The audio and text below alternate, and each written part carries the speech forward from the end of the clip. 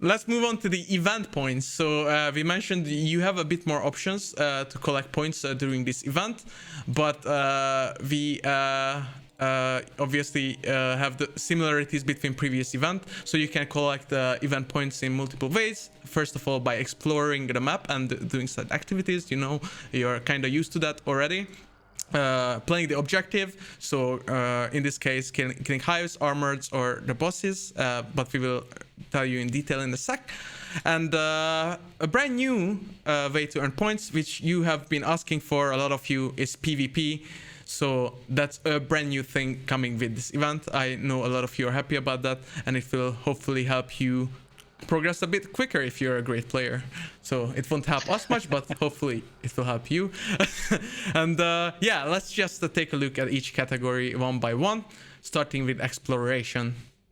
So in this event, you will have two ways to gain points in this manner. And the first one is destroying a pyre, which will gain you 2 event points. And I think I can even show you how it looks in game.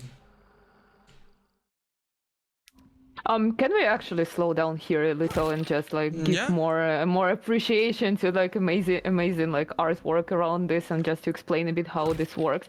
So actually, since like it's already like not a spoiler and video is playing, so this time event objects are highlighted in the dark side.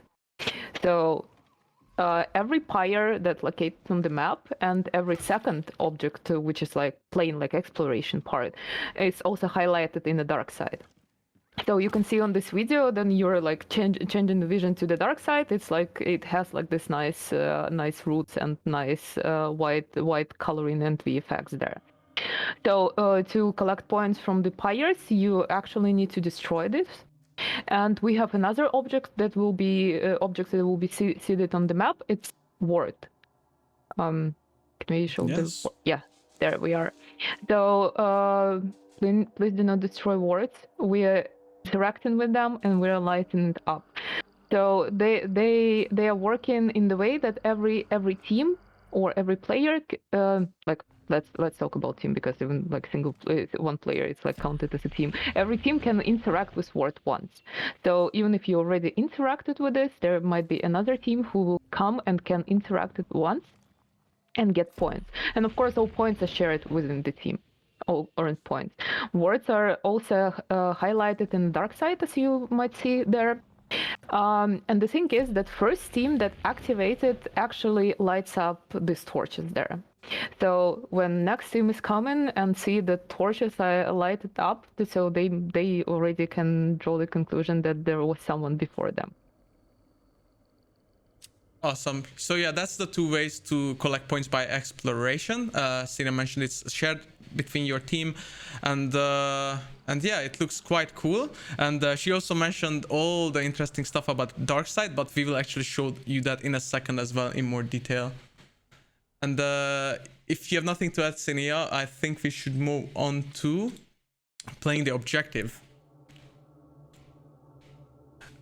So both paths let's say both weapons have a different way to earn points. For the hunting bow, you can earn extra points by killing hives with the weapon. So you just have to basically kill the hive with the hunting bow and you will earn 2 points. And with the tomahawk tool, throwing axe, but you can use the tomahawk skin, obviously, you will also earn 2 points for your whole team. So Dennis also mentioned that it's a good idea to take different weapons into a game, because then you can actually collect with both for your whole team. And I see the questions popping up in the chat that like will be points shared if people inside one team playing for different paths, and that's why we mentioned that it might be a smart idea actually to pick different paths, because yes, if you're playing for hunting bow and your teammate is playing for throwing axe, all collected points they're still shared. So you consistently can use the hunting bow to kill hives and earn points, and your teammate can constantly use throwing axe to kill armored and still earn points, and they all will be from the same pool and will be shared within the team. Exactly. So basically, one brings a hunting bow, the other brings a throwing axe, the third brings the sticky bomb for the bosses. So that's how you can maximize your points, and obviously get 4 points for each boss kill. Is that tied to weapons, or is that? No, you just need to kill the boss, and that gives you the points basically. So you can kill him with the new tool and the new weapon, sure, absolutely. But you can also kill him any other way. It's basically just to make sure that you play the objective. You try to get to the boss, you try to be close around the boss, and grab those guaranteed kills there. Awesome. And we mentioned that there's a third way to earn points, which is PvP.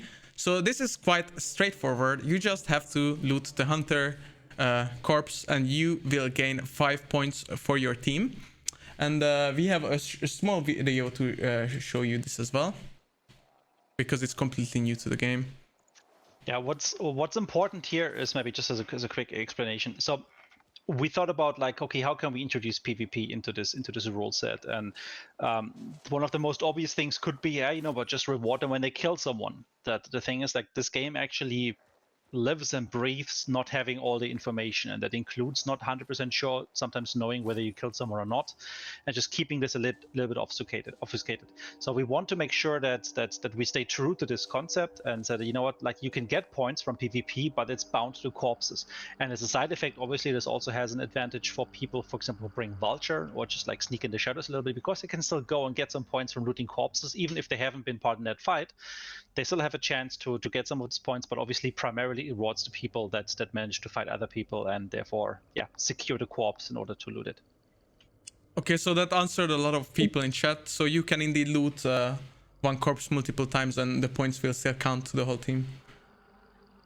You can loot them once per team. Once per team. Oh, once That's per team, important. okay. Who's looting it? The first guy looting it from your team will get the points for the team, but you cannot get them multiple times. But other teams that might have a chance to loot that body still, they can get their points as well. For example, if they bring the Vulture trait, that is. Okay, and another question I've seen is that can you only do it for hunters your team killed, or can you do it to any dead hunters that hasn't been looted? But I guess the Vulture answered that. Any corpse that might be still looted. Exactly. So it's worth going around the map and searching for...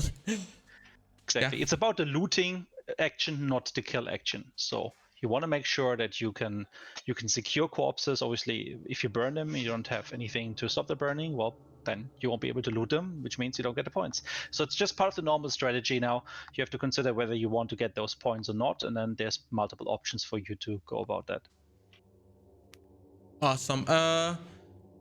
So we already mentioned the points are shared within the team. So everyone in your team will get the points you collected, and vice versa. So you will get their point. It will be one pool of points.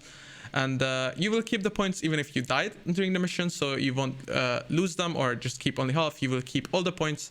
And we also have a new accolade card for the event as usual, which you will be able to see after hopefully the first mission you played. If you didn't die in 1 second, you will see that. And obviously that will also have the different tier system, so bronze, silver and gold, depending on how well you did.